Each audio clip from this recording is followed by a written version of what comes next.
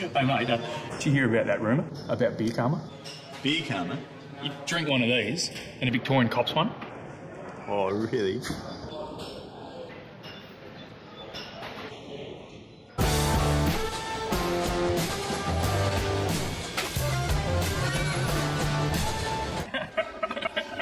They did claim to invent the footy.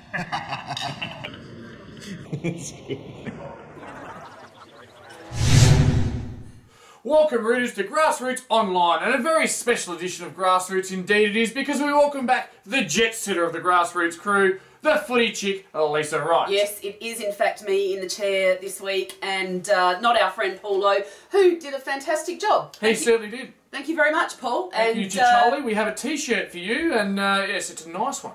And if he ever gives me the irrits, mate, you will be in like Flint. Yes, now a few questions have been asked, Lisa.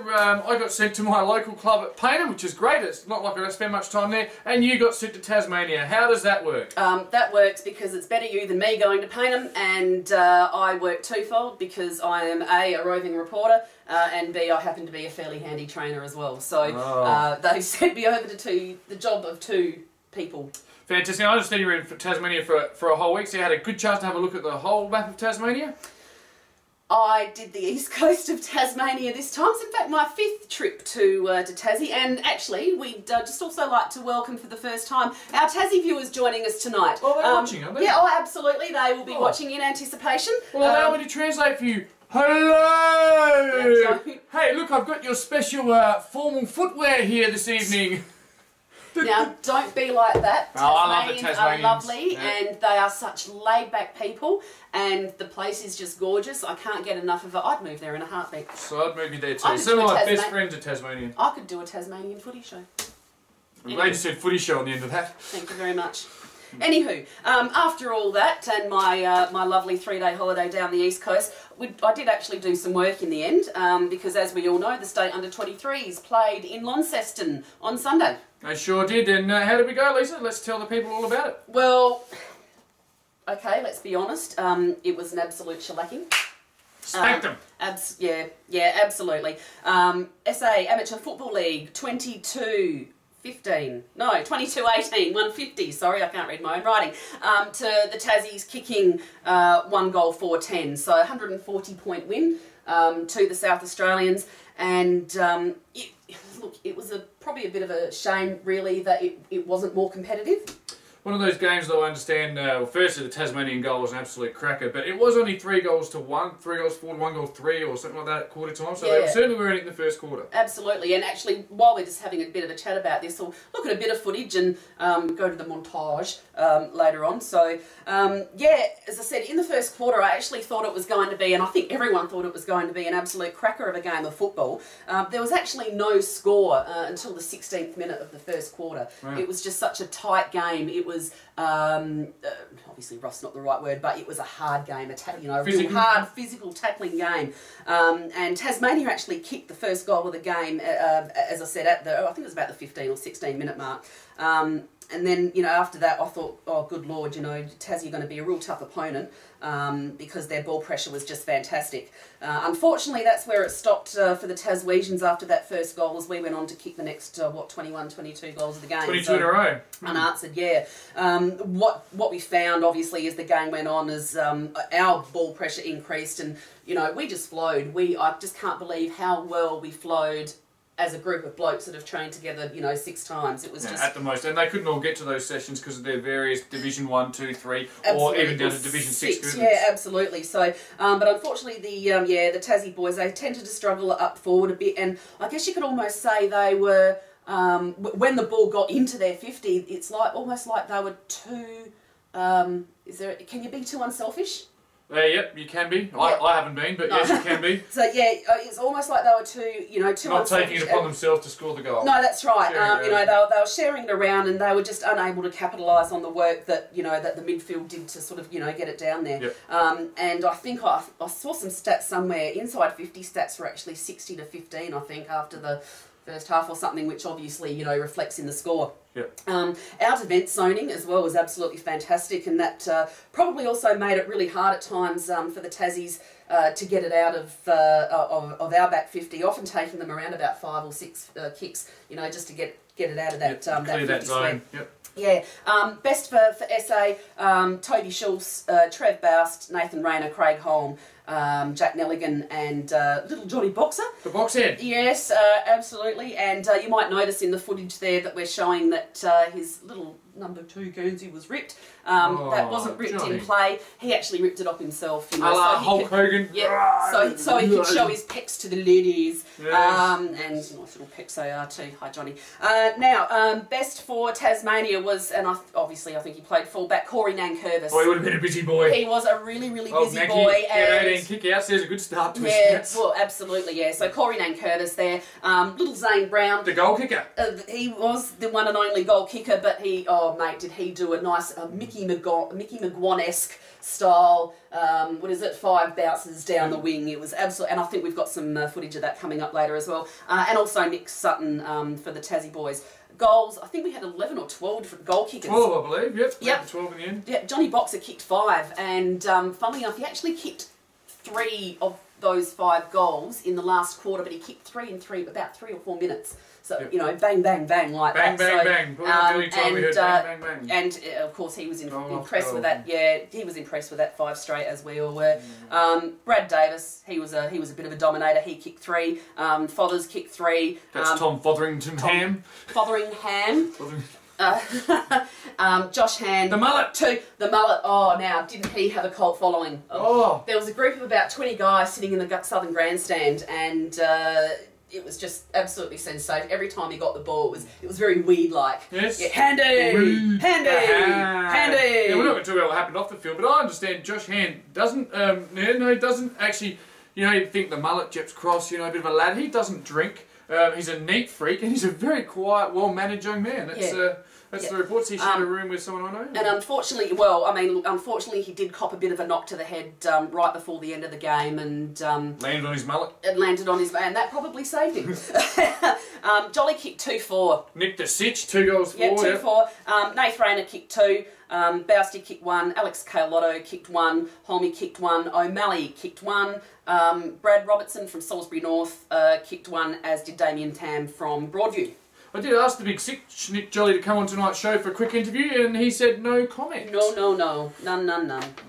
So yeah, that's pretty much it. As I said, I think after the game we had some award presentations. Oh yes, and I understand we had all sorts of awards there. The Tasmanian coach voted, we voted on their best players and all them. We got all them there, I believe. Yeah, really nice gestures as well. They got the tankard things, you know, engraved, best on ground, etc., etc. So yeah, really nice gesture from the Tassie blokes there. So we had best from Tasmania, as voted by the Tasmanians, was Corey Nankervis, who of course got best on ground according to the stats before. Best for SA according to the Tassie boys was Will O'Malley. So well under Will there. Ross Trevor boy, good Ross Trevor boy. Yes, and best Tasmanian according to the South Australian coaching team was Nick Sutton. The best on ground for SA, as voted by the SA coaching staff, was shooter Toby Schultz. The skipper. Yes, and best on ground overall, as voted by the umpires, the big one. Yes, this will give this man something to boast about. Trevor Boust. There we go, and he bousted for it. Sorry, he bousted about it. Yes. Anyway, and so so well done to those guys. Fantastic effort by the South Australians, and it probably summed it up. Look, I think Gino sort of did a bit of a speech after the game. Gino Capogreco, the CEO. He's not CEO. He's the president. The Presidente. And he almost apologised, just for the fact that it couldn't have been more of a competition. Okay, it wasn't our fault. Yeah, well, no, obviously we realised that, but, you know, we were looking forward, and I think, obviously, everyone involved was really looking forward to a really close, tight contest, and unfortunately we didn't get it. But what that means for us is that we get a home final next week against the next Victorians. year, not next week. Sorry. Yep. And Bring on the Vicks. And Ooh, Tassie get a trip to Western Australia. Oh, good on you, Tassie. Yeah. I've been lucky. And I reckon a few people have knocked the 23 concept. To those people, I say to them, I bet you never played in one, because the 23s concept, it's interesting. It gives these young men, it rewards them for their efforts within the amateur league. It gives them something to remember forever and something to strive towards. And again, if you haven't experienced something like this, you wouldn't know what it's like. So, you know, tough titty, said the kiddie. If you haven't done it, don't knock it, because Absolutely. It is great, and everyone I've spoken to loved it. It was a great experience. Oh, look, it is a fantastic experience, and, you know, I mean, I say that even as a trainer because, you know, God love me, I love my Hope Valley boys, but, you know, it's good, shut up, it's good to, you know, it's good to see a different bunch of blokes, you know, you make new friendships, you know, and everyone loves my ankle strapping. So, how you doing, me ankle? Any other stories from the trip, Lise? No, look, as I said, I was just, you know, impressed with the hospitality, you know, of the Tasmanians was absolutely fantastic. You know, they went bent over backwards for us. They were excellent. Yeah, they were absolutely fantastic, and we thank you all very, very much for the time over there. Well, on behalf of South Australia, I'd like to firstly pat you on the back for a job well done, and say well done to our sponsors at West End for supporting the boys. Sorry for pushing the head there. You're right there. Yes. Sorry, a bit of controversy, but well done. Right. So tonight we're at Smithfield. We are at Smithfield, home of the Cats. Smithies. Div 7 Cats, yes. They are affectionately called. So we'll head out there next, but what we'll leave you with now is just a little bit of a montage of the day that was SA versus Tasmania. Back soon. Go you Crowies.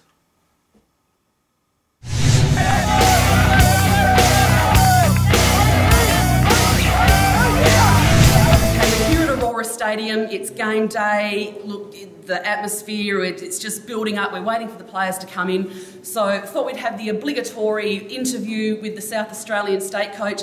Welcome back to coaching ranks, Bob Cross. Thank you very much. No worries. Now, 2009 was the last time you coached a stateside. What have you been doing since then? A couple of years at the Eagles, which was good fun. Quite interesting, learned a lot. You know, if you can teach an old bloke like me plenty of tricks, I learned a bit, so that was great. Easy done. Now, obviously, did your arm need much twisting when they asked you to be the coach again this year? No, not really. I mean, the opportunity to come back and have a footy fix during the year, which is not a full season commitment, certainly had appeal, that was for sure. Yeah. Beautiful. Now, we know you can't put a stateside together in a week. Tell us a bit about the preparation that's actually gone into building up to today. Well, I did lie to my wife. I told her it was a 4-week program that's taken 8 or 9 weeks, but still, you know, you do those things to get the job done and through home and all those sorts of things you need to do. But yeah, a bit of preparation. We've tried to cover as much ground as we could. I found it more difficult this year, certainly, because I didn't have enough insight into the players from previous years, because I've done it for about 5 or 6 years, and it's obviously easier when you know the players and you know who's going out and who's coming back in. But so it's been a bit of hard work, but I've had plenty of good selectors out there having a look around, and I think we've come up with a pretty good team. Beautiful. So what sort of game are we expecting for today? Oh, I think probably we're expecting a really quick, fast, hard-at-it game. You know, we had a look at the Tassie boys train yesterday, and they don't look a similar size to us. They look like they've got a bit of pace. They've got a little bit of height, but they're not overly tall, and that's pretty much the same side we're throwing in. So I think the side that does use the ball better, obviously, and that's an obvious statement, but if we can use the ball well, then we're going to get the edge on them, I think. And now, I know you'd like to say the whole team, but look, who do you think's likely to stand out in today's conditions? I think really our captain, Toby Schultz, is a quality player. You know, he still should be at the SNFL, I would have thought, and I know a few clubs were interested in him at one stage later at the end of this year, at the end of last year, and I'm not quite sure why that didn't happen, but I've had the chance to watch him play twice, and he certainly is a quality player. And you know, we've probably got him back where he's playing league footy, back at centre-half back. He plays centre-half forward at club footy, but that was just a hole we needed to fix, but I think that'll work for us. So. Beautiful. Well, no need to wish you luck for today, because I'm on the same team, and I'm hoping that we'll do very, very well. Thanks for having a chat. Yeah, it's my pleasure. Beautiful. Thanks Bob.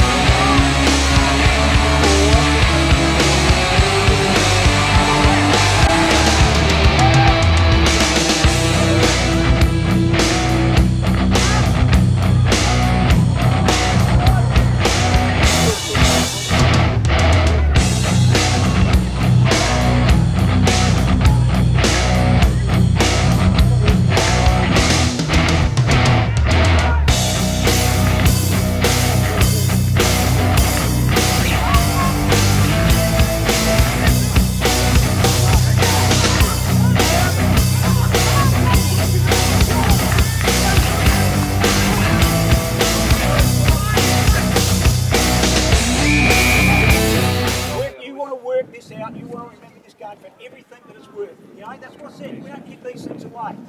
You've got to earn it. And so far, you earn it to get in it, and for 3/4, you've earned it to hang on to it. All right? And that's what I need from you. For 25 more minutes, you need to stick to everything, and you know that you had a major contribution, everybody, in giving us a win. Go, boys. Let's go.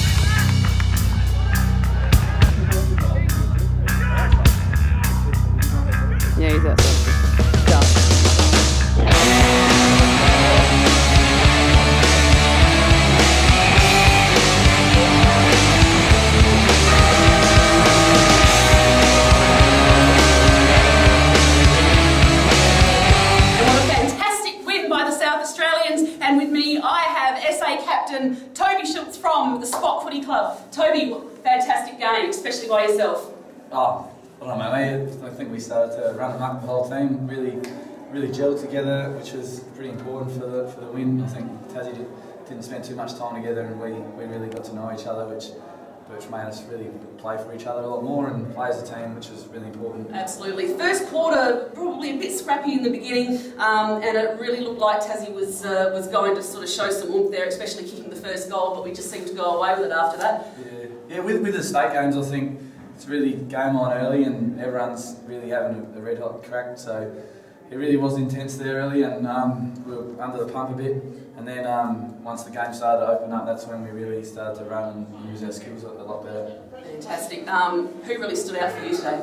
There were a couple of boys. Probably Nathan Rayner kicked a few goals.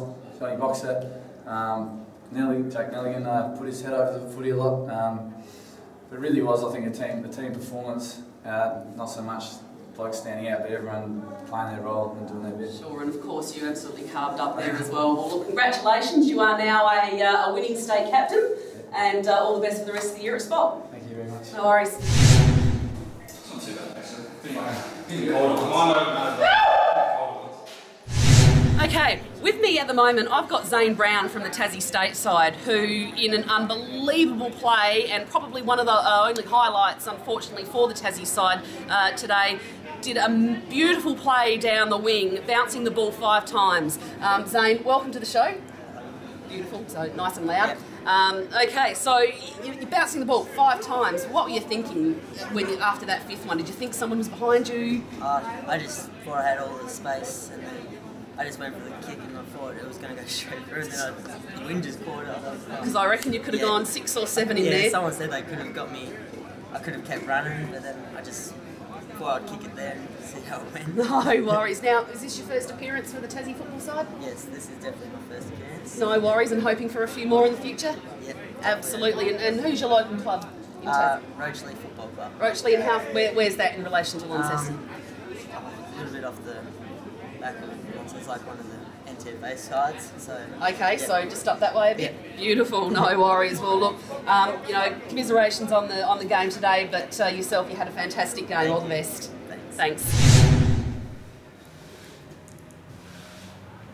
Anyone that knows TJ knows that I love animals. And me here at the Cattery, home of the cats. Kitty, kitty, kitty, kitty. Of course, the Smithfield Footy Club. We're going to meet all the interesting characters. We're going to talk to the B grade coach, Donga. I believe it's Donga. Not sure why they call him Donga.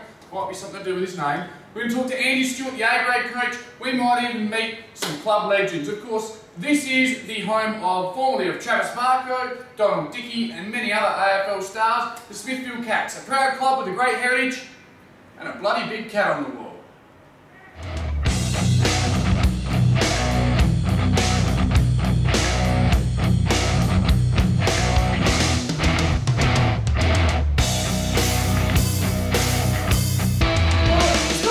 That we actually sit down and have a chat with the B grade coach, but this week I've decided to do it, and it is for a very special reason. Our friend Paul Van Dongen here is, as I said, the B grade coach. He is suiting up for his 400th game this week for the Cats. What a fantastic achievement. Paul, welcome to the show. Thank you. No worries. So, 400 game, when did you start at Smithfield? I started senior footy in '84. 84. And what type of club was Smithfield back then? In terms of, I guess, the difference now? I played a couple of years of juniors out here, and so I sort of knew the makeup, but it was a hard team, very good team.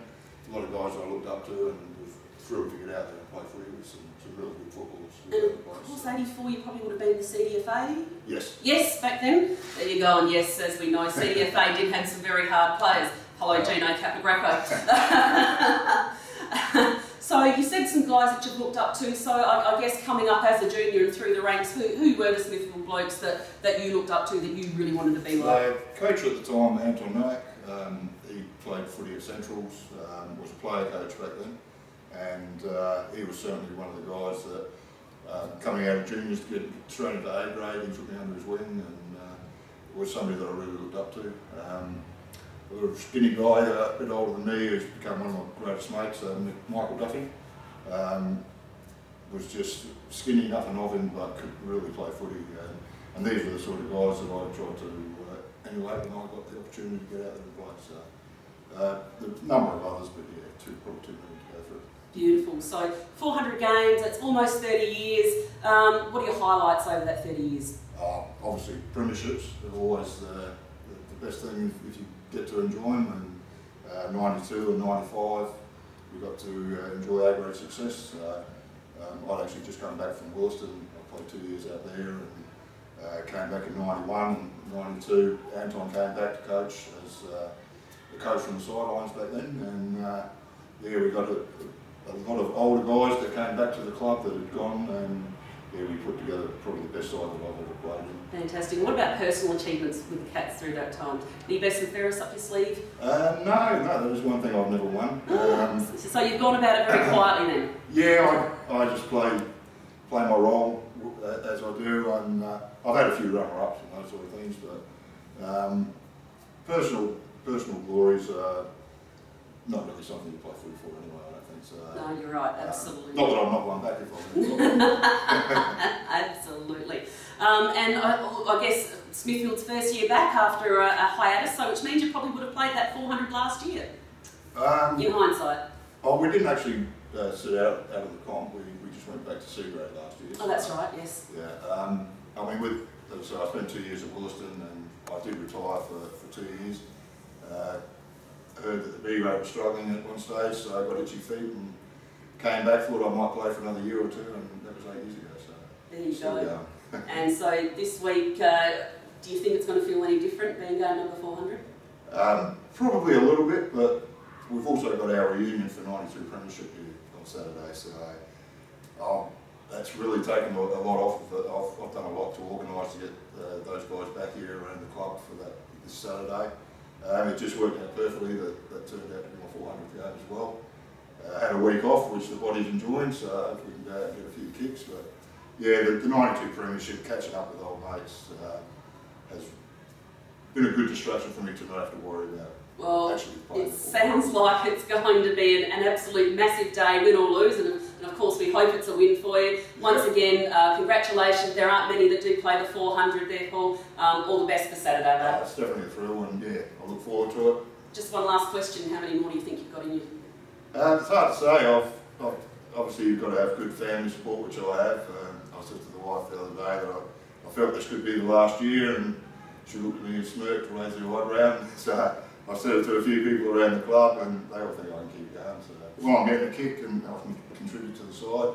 Who knows? I'm not putting a date on it. Absolutely fantastic, mate. All the best. Thank you very much. Nice, thanks for the chat.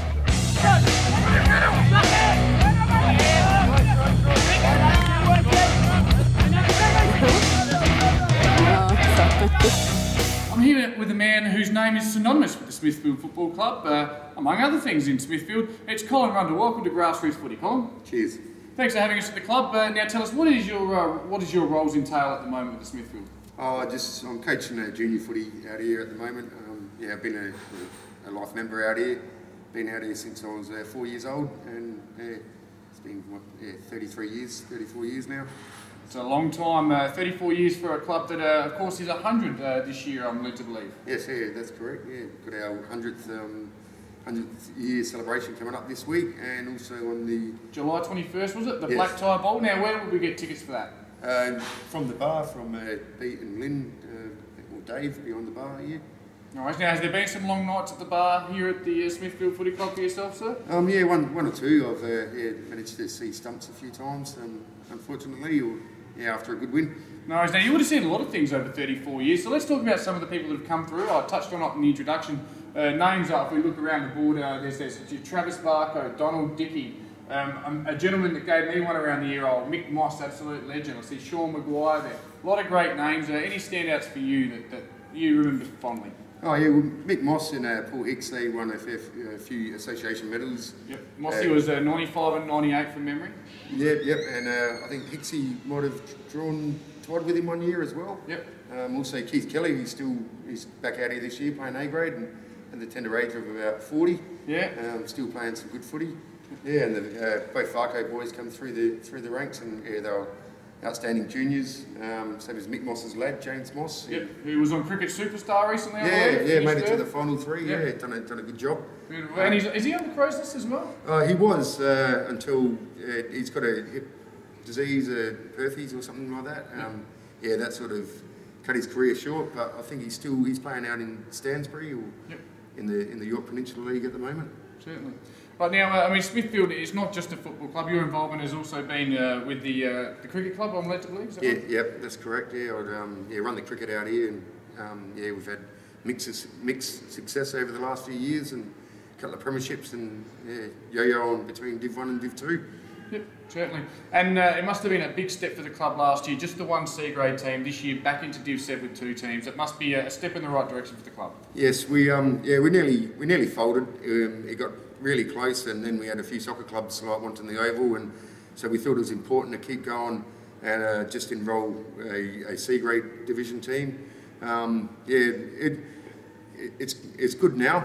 It was good last season for them. We had a whole new group of people coming along, and they were supporting the club. They made more money on the Saturday nights than what they were beforehand.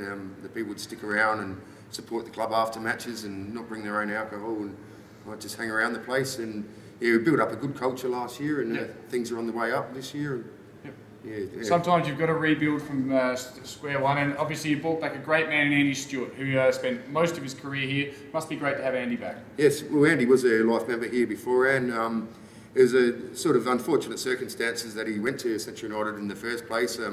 He wanted to coach senior footy after coaching juniors for a long time, and unfortunately he didn't get a job here, and took one out at Central United, and had a pretty successful first year out there. But yes, it's good to have him back, and some of the players that he brought back with him, and he knows his footy and has a good rapport with the players. And a good man as well. Someone I'd like to be coached with. Seems very approachable and like I said, great knowledge of the game. Yes, Andy. He takes a lot in, and tries to pass on all his information to the lads, and talks well with them, and is really good to communicate with the lads. And they seem to respect what he says, and it's good listening to some of the quarter-time, half-time break speeches. It can be pretty inspirational at times. Yep. Actually got some footage of him earlier, and he's not just teaching the young fellas, he's not just teaching them football, he's teaching them life lessons as well, I've noticed. He's a bit of a father figure, mentor, if you like. Yes, well, he coached pretty much the same group of juniors for a long time, and then took on a couple of other junior teams as well. And for all the time I've known Andy, he always has a really good rapport with all the players in his side, and he can speak to them about personal issues, and it's not just all about football, which is important as a coach. It's not just all about football. And here's our prop joke. Expect the unexpected from Smithfield. They're a team that's rebuilding and back on the rise. We wish you all the best in Div 7. Hopefully you can move back up through the divisions, just like the Smithfield Cats of old. Yes, thanks Tommy. Hopefully that works out to plan. Not going too crash hot this year, but you've got to start somewhere, and hopefully this is just one stepping stone in the right direction. No worries, and thanks for having us on the show. All right, thanks Tommy.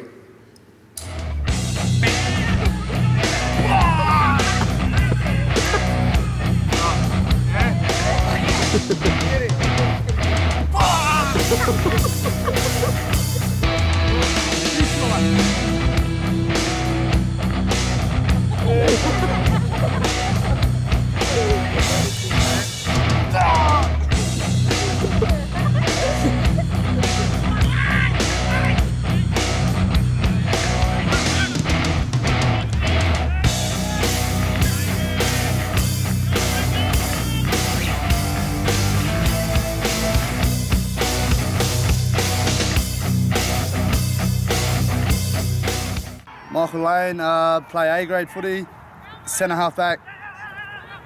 James Richard Schwerzy, I'm in A-grade and I play rover. Matthew Stewart, A-grade, and play in the middle as well.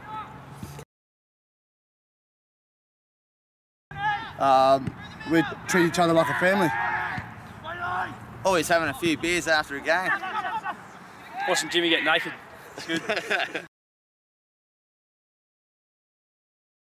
Matthew Stewart, because he just can't help it. Matty Stewart, because he's a Demons fan. Michael Broadbent, because he thinks he's buff.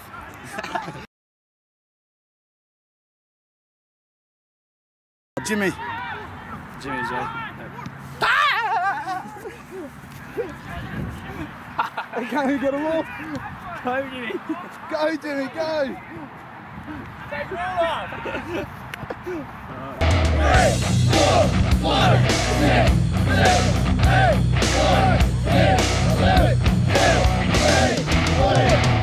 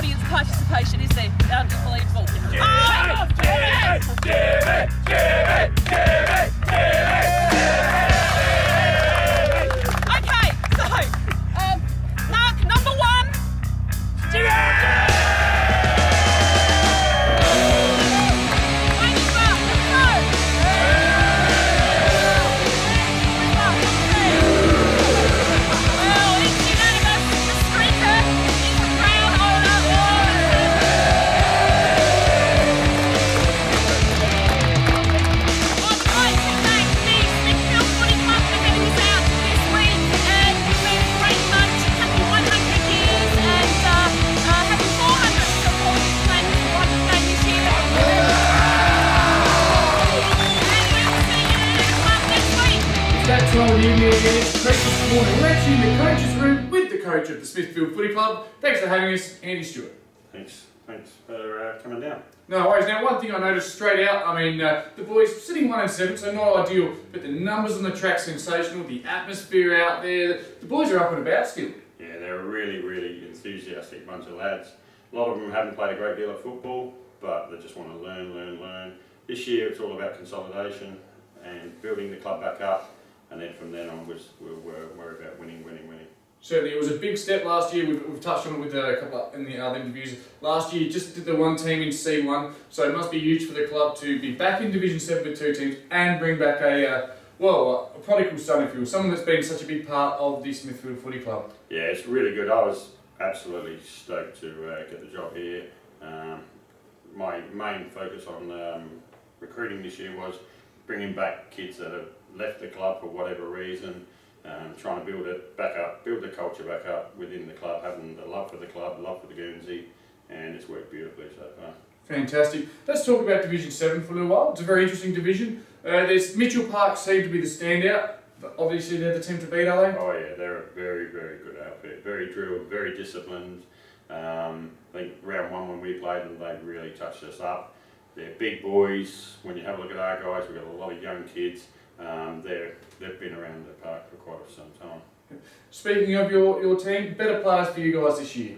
Probably the standouts, Matty Stewart and definitely Mickey Lane. Matty Stewart, any relation? Oh, definitely, he's my youngest one. No worries, he's going beautifully. Now, is it true to get you back to Smithfield, because you were coach of the units last year at Central United, had a pretty good year, finished 5th, did you? 4th? Pardon me. Yeah. You know, there was a lot of money thrown around, but it wasn't until they offered the ornamental panther that you said you'd come back. It was just too hard to refuse. It is. Alright, let's keep it on a serious note. Future direction for the Smithfield Football Club. Where are we headed? Okay. Realistically, what we need to work on is keeping the boys around the club. We've got a good nucleus of lads. Rumour goes around that there's a lot of lads that want to come back. Discipline's a big thing, and it's really improved here. Probably the #1 thing is build our juniors back up. Over the past, say, 5 years, we've lost probably upwards of 100 players, and that's a big concern. So we really need to work in the off season of getting all the kids back here at Smithfield. Certainly. You know, it was a long time ago when I first played here. It was 2000, round 2, stood the great Mick Moss. I might have mentioned it 17 times already. Belted me around, he did taught me a few things about football. But the first thing I was taken back by is coming to Division 5, the support of Smithfield. I couldn't believe the people. There was hundreds of people here abusing me, admittedly. I had a ponytail back then, so I probably deserved it. Do you still have that same support? Are they still getting around you? Hugely. Away games, it stands out. Probably one club in particular, Sacred Heart, we went down there to their middle school and we outnumbered them probably 10 to 1. So our supporters are great, the players' wives, girlfriends, brothers, uncles, aunties, grandparents, absolutely brilliant. Anyways, could I ask you a few tricky ones out? Who's the toughest player to coach at the club? Was it the bloke that kept taking his gear off? Oh, no. Jimmy's alright. Probably the toughest one.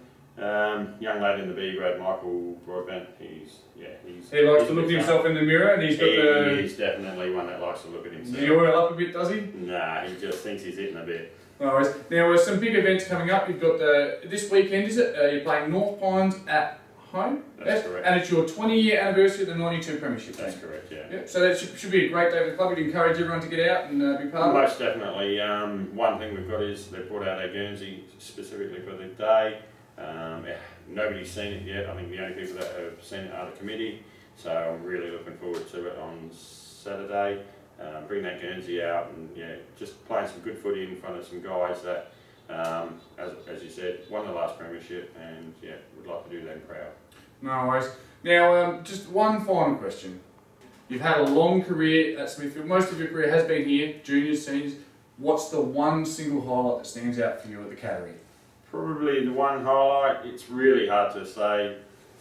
A junior premiership was definitely right up there, but the #1 thing was seeing Travis Barco run out for the Cats in the AFL Grand Final. That just was Absolutely. Blown your way. And he's become a hell of a player, hasn't he? He is. He's a good lad. He deserves everything he got. Alright, so best of luck to Travis for the rest of the year and the rest of his career. He's got that strong Geelong body, and I think he's going to have a good career. Thank you so much for having us at the club. The enthusiasm was fantastic, and we really enjoyed ourselves. Thank you very much. Best of luck for the rest of the year. I hope you can beat the Spider-Man on the weekend. Thank you. Thanks, mate. Welcome back, Rooters, to the final segment of the evening. And Lisa, how about that Smithfield Footy Club? You want to talk about boys flying for their marks? Yeah, that was actually a really, really good night. Yep. You know, everyone was very welcoming, which is fantastic. And I think young Jimmy there enjoyed it just a wee bit too much. Nothing wrong with the odd nudie run, Lisa. The right time and place. Probably not on grassroots footy, but hey, something new and interesting, and that's what we're trying to provide here. Yeah, he kept his jocks on, and that was the main thing. A little something, something. We are a G-rated show. Big shout out to Vicky, of course, from Vicky's Kitchen at Smithfield. Now, Vicky couldn't be there being a Tuesday night, ladies' darts night, and ladies piffed a couple of darts in my direction. But Vicky, great chef out there, $10 meals at Smithfield. People apparently coming off the streets because she's a well-renowned, big fan of the show, watches every week. She'll get a real kick out of us mentioning her, and well done, you're supporting your community club, and that's great. And yeah, of course, your husband, Simon Coulthard, top bloke as well. Actually, just while we're on chefing and people that make things to eat, I'd just like to say hello and compliment the lovely ladies at the Evandale Football Club, just out of Launceston, about about 20k out of Launceston. They actually. Here are they? They actually put on the meal afterwards for both teams upstairs in the bar there at Aurora Stadium, and the food. It's just pure country cooking. Beautiful. You know, I don't know whether you've ever been involved in a country club, but it was... Yes, I have. Like, well, yeah, but just home cooking, and it was absolutely magnificent, and to cook for that many people too. So hungry footballers as well. Yeah, and that as well. So a big thank you to the people from the Evandale, I think they're the Tigers, but people from the Evandale Football Club, and looking forward to a good feed next time we happen to be down that way. Certainly had to feed a lot of heads that night, so they would have been busy. What's next? Oh, milestones! Milestones! Milestones! Oh, we must have a Hope Valley milestone, maybe. Actually, we do, but no. Fancy that then. Go on.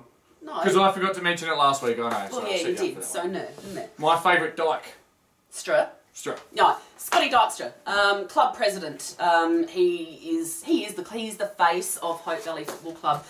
Fantastic bloke. Played his 200th game in the game before the break. So happy belated 200 to you. And I'm sure we're still going to get a few more out of him yet. He's been a captain. He's been a premiership coach. He's been at the club since he was knee high to a grasshopper. So. Without Scott, look, I don't know where we'd be at the moment, but congratulations, Scotty, very well deserved. Great Scott indeed. Another 200 gamer coming up this week. Yes, absolutely. Mr. Michael Stevens from the Broadview Football Club. Yes, he's got a fairly impressive resume, doesn't he, Liz? Doesn't he? Yeah. Steve-O, God bless him. He's a two-time premiership player, a one-time premiership captain. He's starting to sound like Dermot Brereton here. And he's the captain of the Broadview Team of the Decade, 2001 to 2010 as well. So, and a top bloke to boot. No doubt. He plays his 200th this week versus Salisbury North at Broadview, which is a crucial clash. Broadview probably need to win that one to make their way back up into the 5. Actually, it's a must-win game, I'll go as far as saying. No bigger game. Steve-O coming back from a knee injury last year, severe knee injury. It's in his 4th game back in the A's now. Just starting to find a bit of form, and when you've got someone to build a team around like Michael Stevens at centre-half-back, if he's at centre-half-back or full-back, he'll take the best attacking option weapon from the other side, and there's a few good ones at Salisbury North. So if you're around the Broadview area, or you've had anything to do with the Broadview Football Club in the last 11, 12 years, you should get out and support Michael Stevens of the Broadview Football Club. Yes. Champion bloke and champion player. Absolutely. Correct. Okay. Did I get all that in, Steve-O? Because he did say he said, I've got plenty to give you, Tommy. So. Nothing like a bit of self-promotion. No, it's good. Alrighty, what is next? What we're going to do now, I think, Lisa, is we're going to do what we normally do, just going through the divisions, basically. We're going to talk about, I think what we're going to do is, because we've had the break, it's sort of the halfway mark, even though we've only played 8 games, things that surprised you and things of note. Okay. Well, if we start at the top, the obvious surprise, at Division I guess. 1? Yes, at the... Greyhound Racing Division 1. I'm going to the Greyhounds on Thursday night as well, yeah. Oh, Dogs Night. At Dogs Night, yes. Love a Dogs Night. Yeah, love it. I love the dogs. Good food. It's going to be wet weather too, so a few upsets maybe get up. And Gary McIntosh knows a little bit about the dogs as well, so I'm staying close to Gary. That's good. Share that with you. Anyway, I was going to say, obvious surprise being Spock, sitting at the top of the ladder at the moment. Yeah, sitting second, yes. Second, but sorry, yes. I call it the, to quote an old wrestling tag team, the Spock and Rock connection, or Rock and Sock. Second and fifth, the two promoted teams from Division 2, going great guns. Spock at 7-1, Rock at 5-3.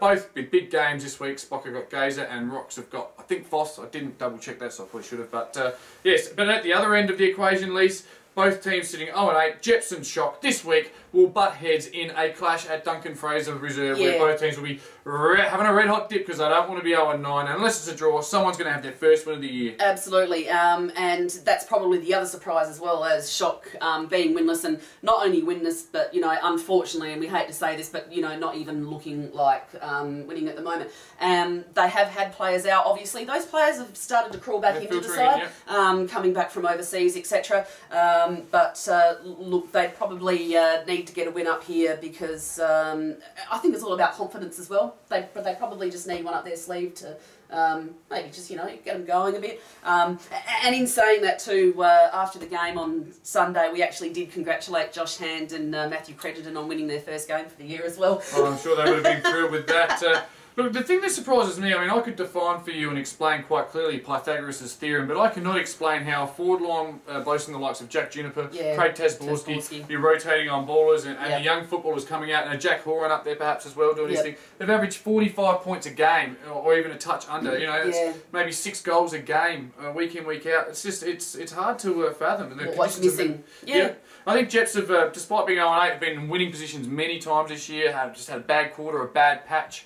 And I think they'll be looking to have a big win this week at Duncan Fraser Reserve. My tip is Jeps Cross will have their first win this year. I'm surprised to see them at 0-8, and it'll be 1-8 by the end of this weekend. Yeah, I'm very inclined to agree with you there as well. Actually, this scenario actually takes me back to 2007.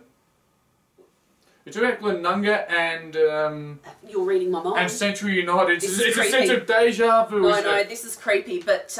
For those of you that were perhaps living under a rock at the time, both Glenunga and Central United were the year is 2007. The division is Division 7. Both teams were winless and came up against each other in round 9 and produced a draw. So still winless, obviously, going throughout the year, and along came round 18.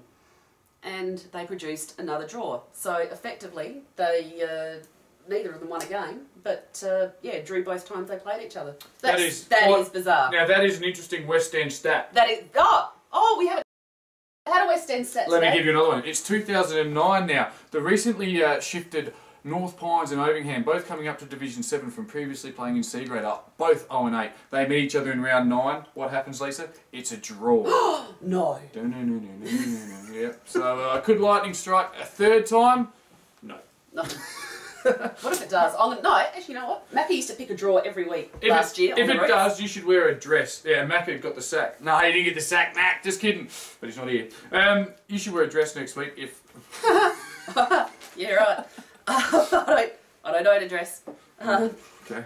Anywho. Alright, now, next one, sort of surprises. Nothing else in Division 1, let's move on to Division 2. The bookends for me, Seaton Ramblers sitting 6-2. I thought the ageing bodies of your Marshalls, Cords, Petrunos, Tomos, all of them, I didn't think they'd be on top. 6-2 going along just beautifully, that's Division 3 of course. And Paraka, not having won a game. That is very surprising. I thought Seaton would be up there.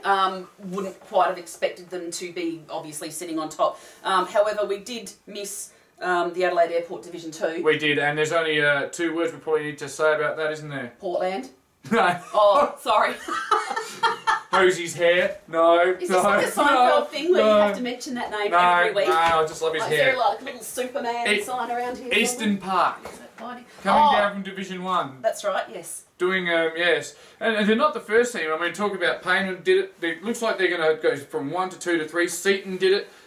Woody South did it. Teams do it when you're on the slide, you're on the slide, and it's very hard to arrest that slide. Yeah, the problem I think with Eastern Park is that they're Division 2.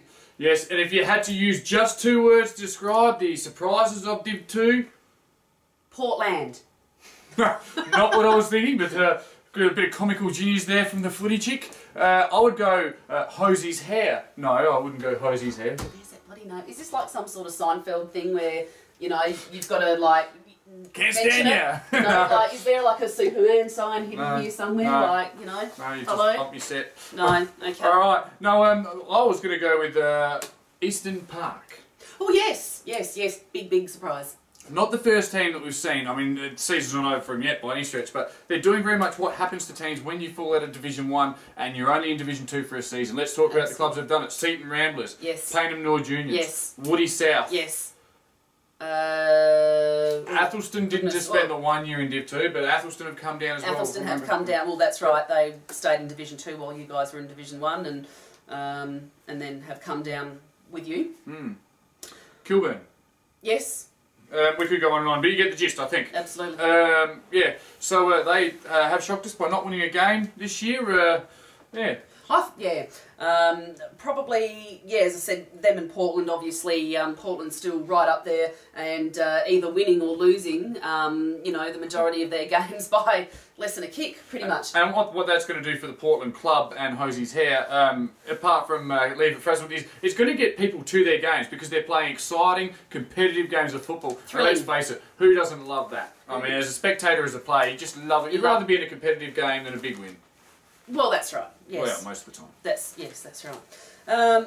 Anything else in Division 2? That'll do for Division 2. It's very.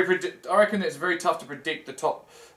You could just still see the top 7 having a crack at it. All the way down to 7th, Prince Alfred. I'll rate them, and but then Port District sitting in 4th. They're the pre-season fancy. I will just say that I think Old Iggy's are probably a bit of a surprise and a bit of a disappointment at this point as well. Sitting in the bottom 3 there with and I.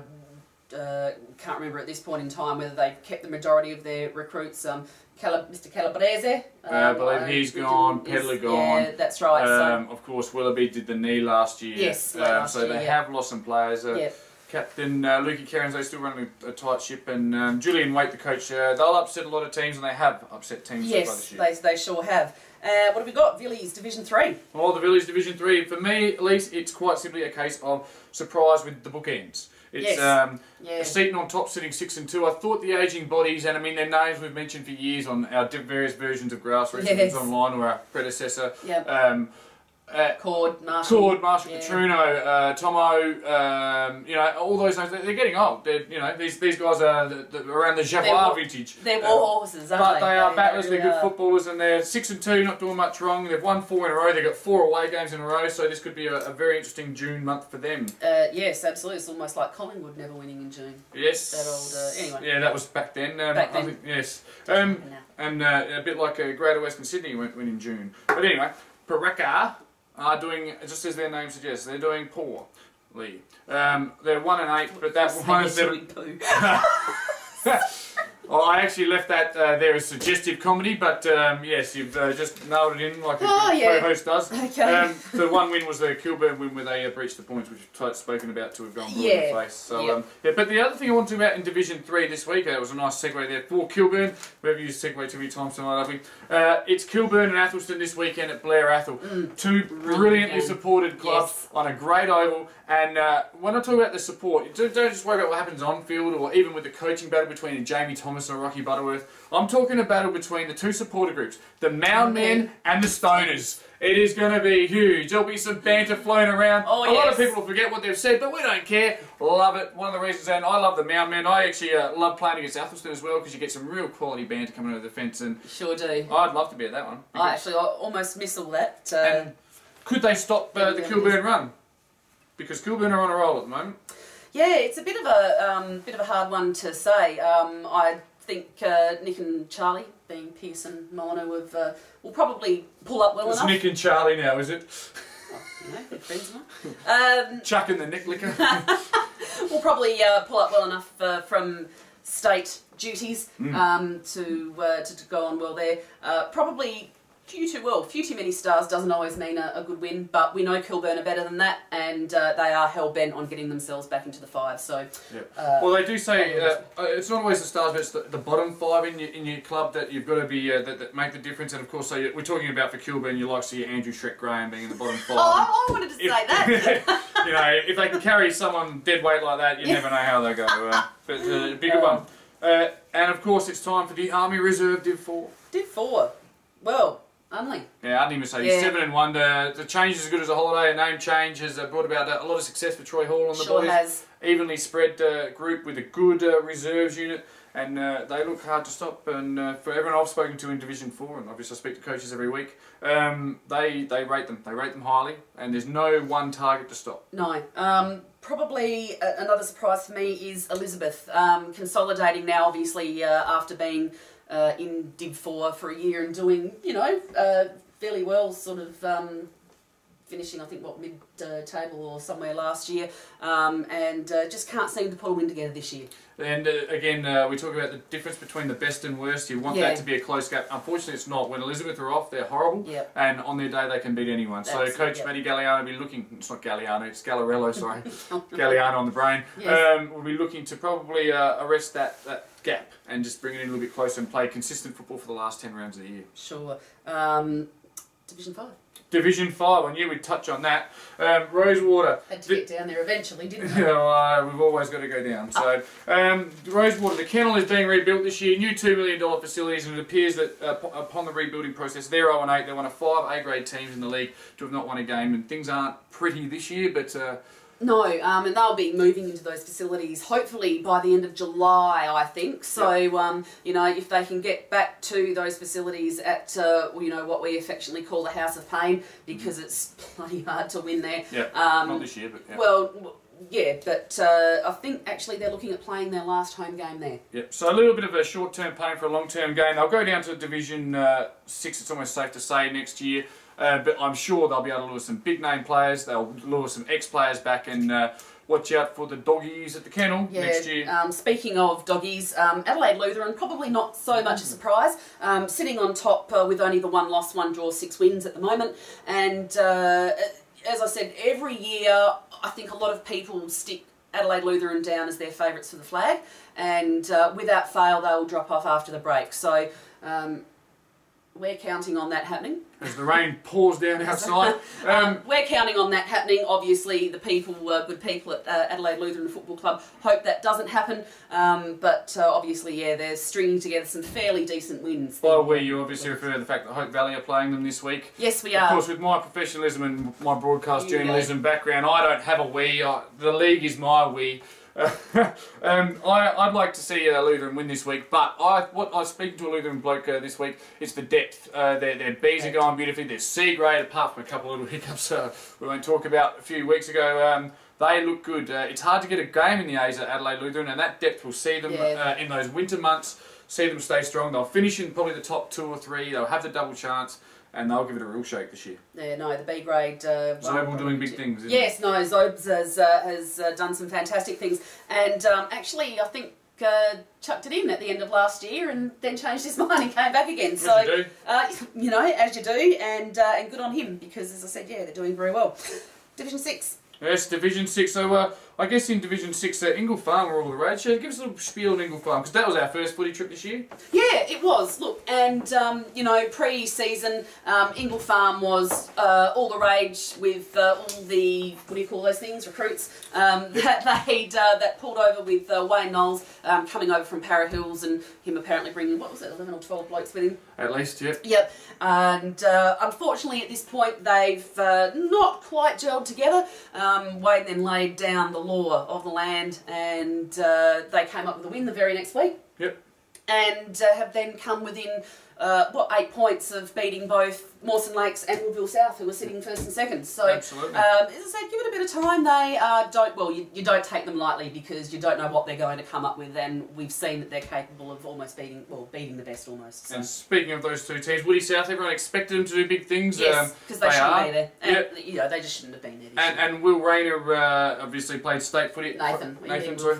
I don't know. Because where there's a Will, there's a Nath. They're going beautifully at the moment, Woody South, and doing good things. You'd expect them to be in the grand final. The team that impresses me the most, and they're sitting 7-1. We talk about this man each week, the coaching prowess of the great Jeff Riddle. Now, I was there next to the coaches box last year when they got absolutely smashed by a fit, fast Sacred Heart led by Justin Correnda. I mean, it was a stressful day for the boys. They had such a good year. It was so stressful. Here's my next visual prop gag for the year. Moosey Emery, President Moosey Emery, his brow was furrowed up. It was all creased up in. And the great Wendy Rocket, she came up and she ironed Moosey's forehead straight out. Moosey, stay calm. And I was like, Wendy! And they got done by about 12 or 13 goals. But on a serious note, what impressed me the most is there was no hanging out riddle to dry. There was no pointing fingers or anything. It was, we're going to Div 6. We have a direction. We know what we're about. We didn't win the premiership, but we did what we came here to do. We're getting promoted, and we'll have a fair big crack at this year. And they have, they are a professional outfit. As professional as you want to be for a Division 6 club. And they're making big moves because they've invited me to host one of those blokes dressing as Sheila's nights. What are they called? Miss whatever. Miss Molson. Miss Molson? Miss Molson. Miss Mozzie. Miss Mozzie. I just also want to talk about Lockley as well. And after the year that they had last year, everyone had all but written them off. And they secured the services of one Mr. Brett Leonard, who came over from Foss from their reserves over there, and he has done fantastic things. Still pretty much the same core of fellas as well. So it's just like amazing what a change of coach can do, especially after you know, some of the dramas they had last year with the coach leaving halfway during the season and caretakers and all that type of thing. So and one of the younger playing groups as well. Quite young. But just with that small core of players that have been there. Your Sam Naileys and your Stormonts and blokes like that. So, of course, son of the great Mark. Yes. Yes, it is. So finally we move on to Div 7, and probably no surprise really is Mitchell Park. Yes, now Mitchell Park 8-0. They've got a real test this week. They're heading down to the fortress known as the Crabbery, taking on Flinders Uni. Now, you're going to wear a frock for some reason next week. I am. Why do you want to see me in a dress? You don't want to see me in a dress. Next week, if Flinders Uni can knock, or this Saturday, if Flinders Uni can knock off Mitchell Park, I will do next week's show. In a dress. In a dress with a bra on and panties on my head. Okay, because Mitchell Park will beat Flinders Uni. No disrespect, guys, but they're going to beat them by 29,000 goals. No, they'll beat them by 40 goals. Each McDonald will kick 10. They're going to be no match. I mean, 10. They're going to share it. They're going to switch the backs and the forwards at half time. Pozinski will bob up for 6. It's going to be a massacre. But Flinders Uni aren't forfeiting, and that takes some integrity and some credit. So I'm not having a go at you. I'm just saying you won't win. Chocolate body paint. I'll do the show in chocolate body paint. No, you won't. Sacred Heart have probably been the surprise for me, and surprising obviously after winning the flag last year, choosing not to go up. And currently they're sitting, what, 6th? So I guess in hindsight, while we were all sitting here going, well, hello, you're taking the soft option, they've made the right decision in the end, because not one premiership player, I think as we've mentioned before, is playing in that side at the moment. So, but as I said, we have talked a fair bit about that. Started off very, very slowly, but as I said, moving just up, and I think they still just might sneak in for a 5, depending on how Mowbray and Anglevale pan out. That's all the divisions. So, Lisa, next up, well, let's talk about footy trips. So we went to Smithfield tonight. Great trip. Obviously, you've looked at that. Except that little son of the hip knocked me over. That little MJ. It's going to give him so many lefts. He was going to be begging for a right. Okay. But next week we are at Smosh. Smosh, and don't think I haven't noticed the programming. Smosh come up against Payneham. Smosh red hot favourites. You obviously think they'll win quite comfortably.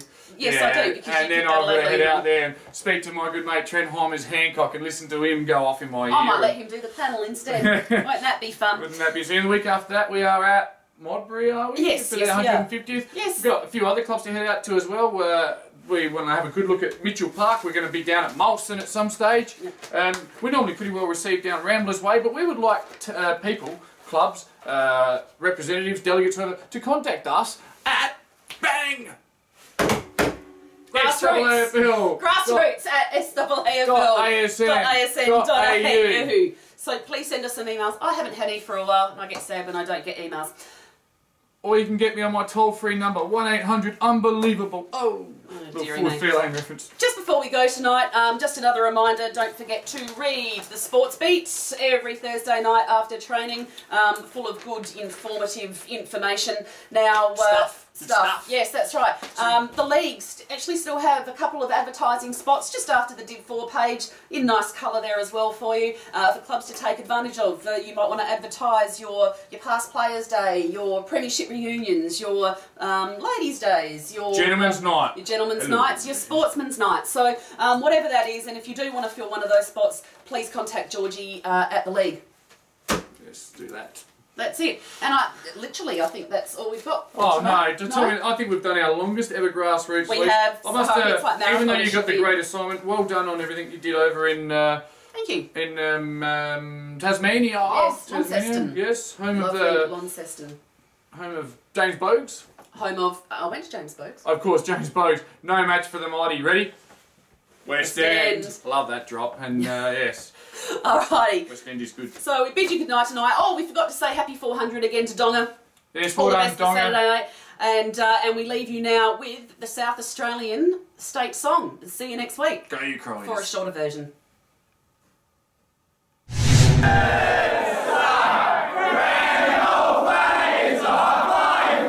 It's the emblem for me and for you. It's the emblem of the team we love, the team of the red, gold and blue. Every heart beats true for the red, gold and blue. As we sing this song to you, what I say, should all the greatest be forgotten. Keep your eye on the red, gold and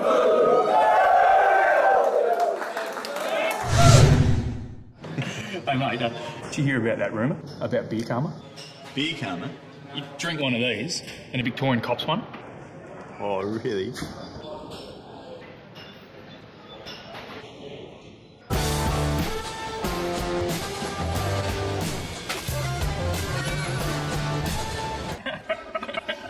They did claim to invent the footy.